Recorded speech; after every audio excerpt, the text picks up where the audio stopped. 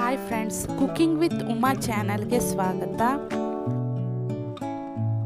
ಇವತ್ತು ಕಡಿಮೆ ಇಂಗ್ರೀಡಿಯೆಂಟ್ ಬಳಸಿ ಕ್ಯಾಬೇಜ್ ಪಲ್ಯ ಮಾಡೋದನ್ನು ತೋರಿಸ್ಕೊಡ್ತಾ ಇದ್ದೀನಿ.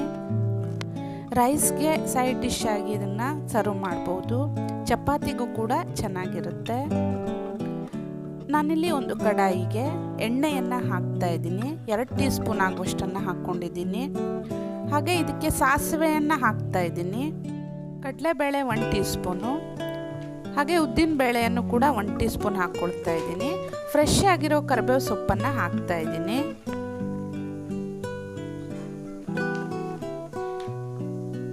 ಹಾಗೆ ಇದಕ್ಕೆ 2 ಹಸಿಮೆಣಸನ್ನು ಈ ಥರ ಕಟ್ ಮಾಡಿ ಹಾಕ್ಕೊಳ್ತಾ ಇದ್ದೀನಿ.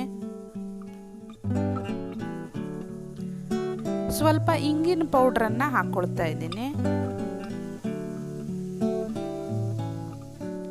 ಲೋ ಫ್ಲೇಮಲ್ಲಿ ಒಗ್ಗರಣೆಯನ್ನು ಮಾಡ್ಕೋಬೇಕು. ಇದಕ್ಕೆ ಕಟ್ ಮಾಡಿ ಇಟ್ಕೊಂಡಿರೋ 1 ಈರುಳ್ಳಿಯನ್ನು ಹಾಕ್ಕೊಳ್ತಾ ಇದ್ದೀನಿ.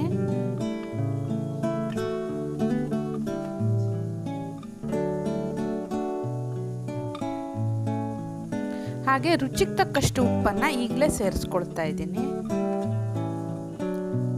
ಈರುಳ್ಳಿ ಚೆನ್ನಾಗಿ ಫ್ರೈ ಆದ ನಂತರ ಮೊದಲೇ ಕಟ್ ಮಾಡಿ ವಾಶ್ ಮಾಡಿ ಇಟ್ಕೊಂಡಿರೋ ಕ್ಯಾಬೇಜನ್ನು ಹಾಕ್ಕೊಳ್ತಾ ಇದ್ದೀನಿ.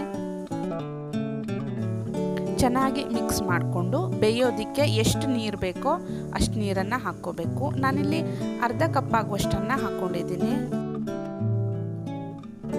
ಈಗ ಇದನ್ನು ಮುಚ್ಚಿ ಬೇಯಿಸ್ಕೋಬೇಕು. ಇದು ಚೆನ್ನಾಗಿ ಬೆಂದ್ಕೊಂಡಿದೆ, ನೀರೆಲ್ಲ ಇಂಗಿದೆ.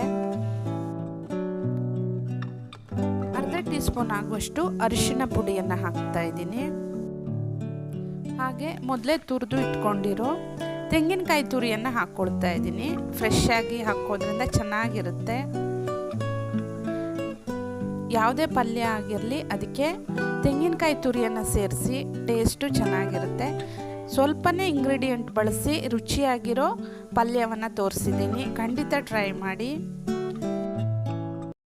Thanks for watching.